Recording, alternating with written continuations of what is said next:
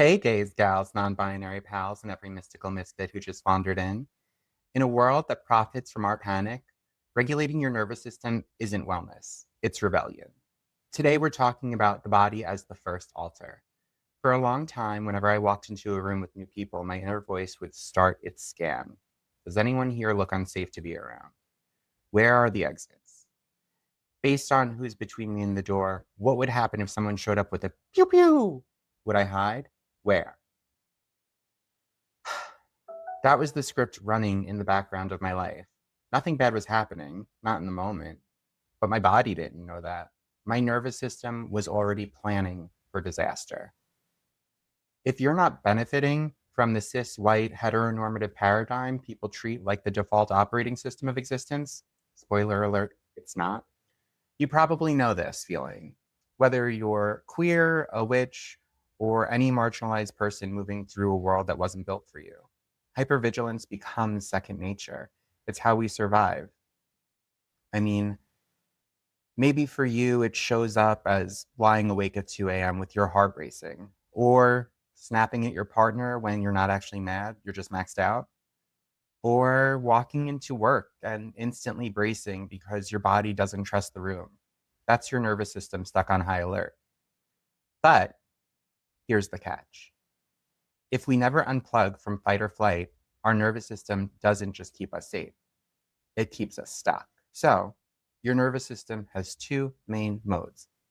The sympathetic nervous system, which is fight, flight, freeze, or fawn, basically your body's built-in drama alert system. And the parasympathetic nervous system, rest, digest, restore, or feed and breed. The mode that remembers there's snacks and they exist and they're delicious. Both are essential.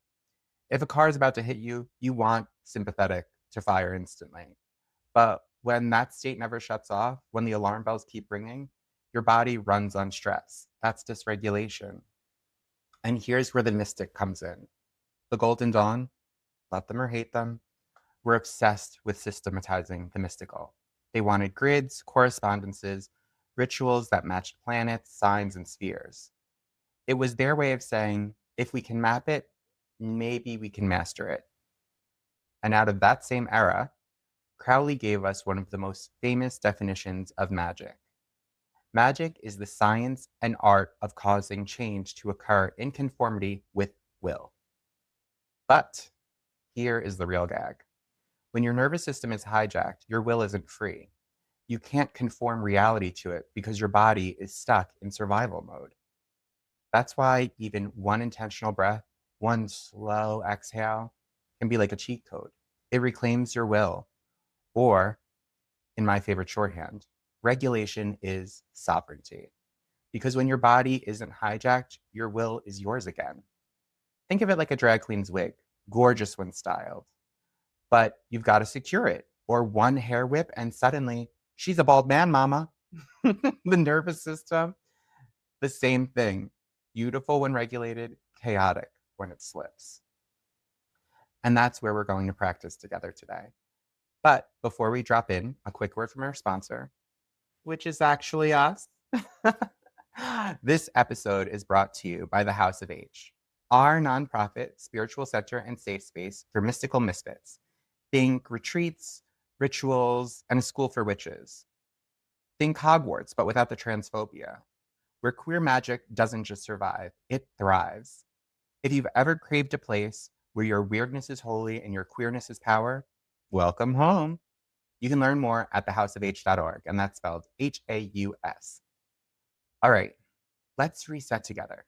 Get comfortable, and I'm going to guide you in a meditation. Close your eyes. Let your body settle. Now imagine a little basket sitting in front of you. This basket is for thoughts that don't serve you right now. The grocery list, the email you forgot to send, that weird conversation replaying in your head. Whatever comes up on your inhale, place it in the basket on your exhale. Breathe in. Thought rises. Breathe out into the basket. Breathe in. Breathe out. Keep going. Inhale, notice. Exhale, release. You're not throwing these thoughts away forever. You're just setting them down for now. Now, bring one hand to your belly and one hand to your chest. On the inhale, say I. On the exhale, say am. I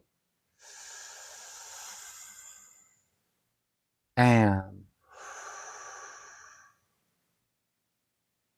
Keep going.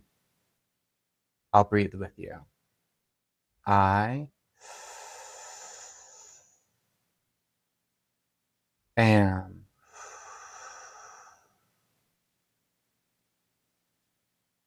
I am. One more time. I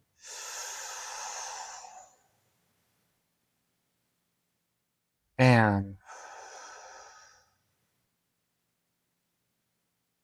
As you continue to breathe, imagine that beneath you, a mycelium network is spreading. Just like mushrooms weaving their threads through the soil, each breath connects you to that web of life. You're not just grounding, you're networked into everything around you. Inhale, I.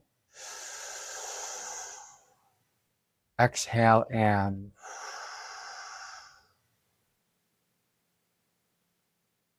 Notice how your body softens as the world settles into your bones. Release the mantra, return to your natural breath. Wiggle your fingers, roll your shoulders, open your eyes slowly, look around. Notice one color, one shape, one sound in the room. Anchor yourself here. Notice how your body feels right now. That shift you feel, that's regulation. And it doesn't take hours. It just takes a few minutes of intentional breath. And it's always available to you. Remember, this regulation is sovereignty. Safety is sacred. Breathwork is spellwork. If you'd like to go deeper, here's a journal prompt for you. When does my body slip into fight or flight? And what helps me come back? You can find that in the show notes, as well as a bunch of other stuff. Links to my website, and so on. This has been a House of H podcast. Remember, stay fearless, stay feral, and possibly most importantly, stay fabulous. For more info on our nonprofit, queer, mystical, and unapologetic retreats and coaching, come find us at thehouseofh.org. That's the house, spelled H-A-U-S, of H.org. And next time, we'll be walking with Hekate in one of her oldest form, Trioditis, she of the three ways. We'll explore why multiplicity isn't a problem, but a source of power.